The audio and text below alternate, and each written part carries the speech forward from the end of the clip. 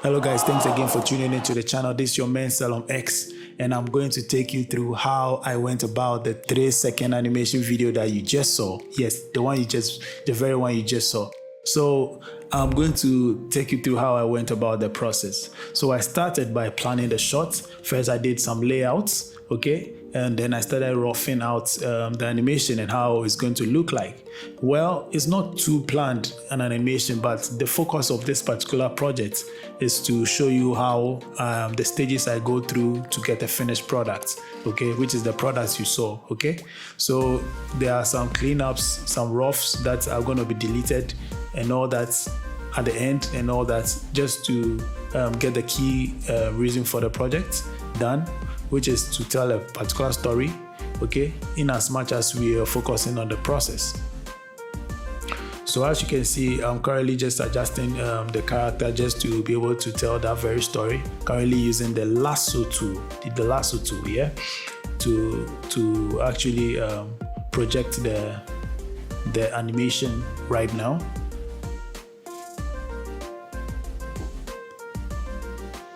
Yeah, it's quite an interesting tool. And then you have the distortion tool that you can use. I'm currently working on the background. This whole thing is what I do when I'm tired. That's the character that is more like me when I'm stressed out and I just need to release some tension. I actually take up my game, my PlayStation, and I play just to ease the pressure out there. When you're juggling a lot of stuff, sometimes you need to unwind, and this is what I do. I play my game. All right, just like any other person, I also have a leisure. Okay, so I'm currently just adjusting frames and stuff to get my character to do the poses that are needed. And right now I'm cleaning up. Right now what's happening is there's a cleanup.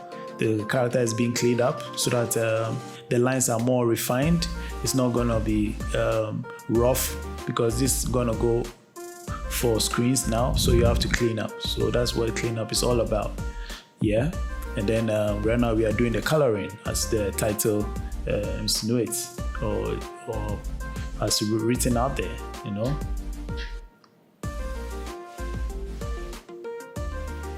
Yes, it's a very long process.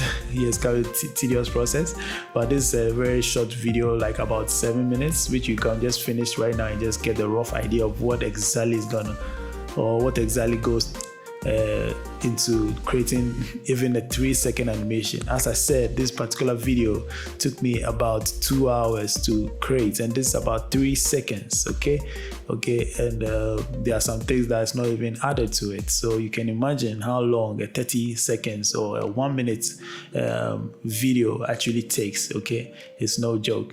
Okay, and there's mostly division of labor to just to draw your attention.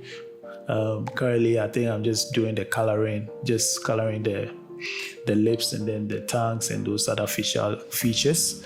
Okay.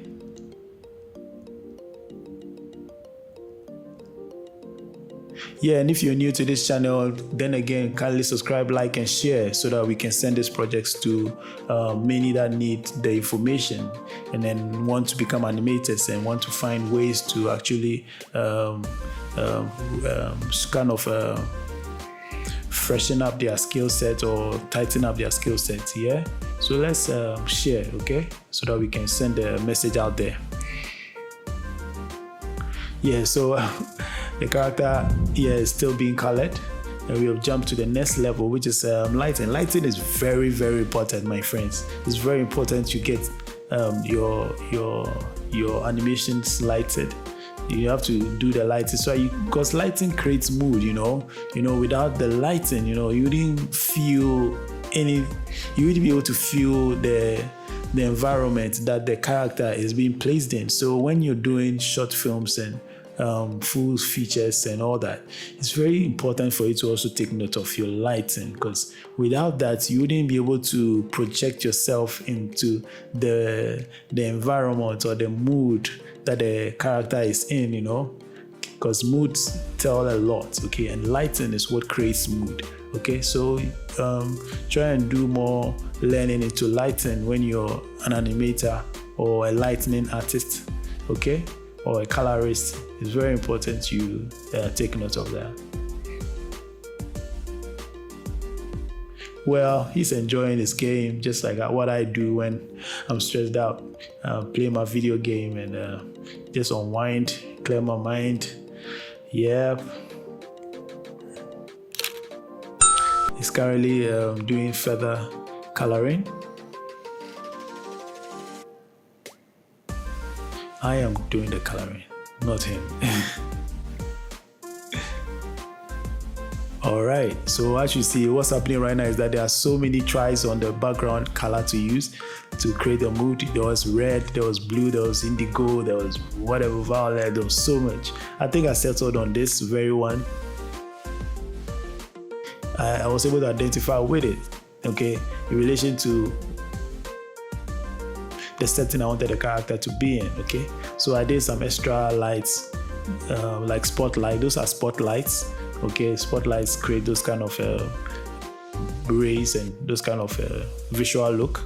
Yeah, because don't forget that this is all visual storytelling. So you're using visuals to tell a particular story, and it's very important that you know exactly what kind of visual story you want to tell. Okay, so in finalizing, I just added some foregrounds just to create further depth, because you know when you're doing animation you need to create more depth, especially 2D animation.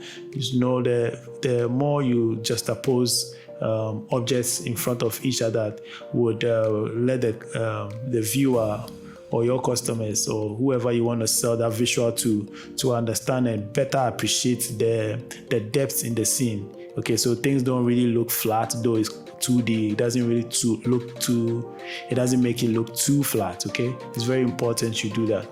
Okay, so I think that's about it, and you should take note of all this when you're creating your short films.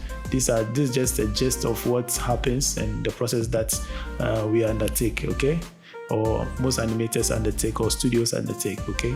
I'll be doing further stuff like this just to show you what happens in production.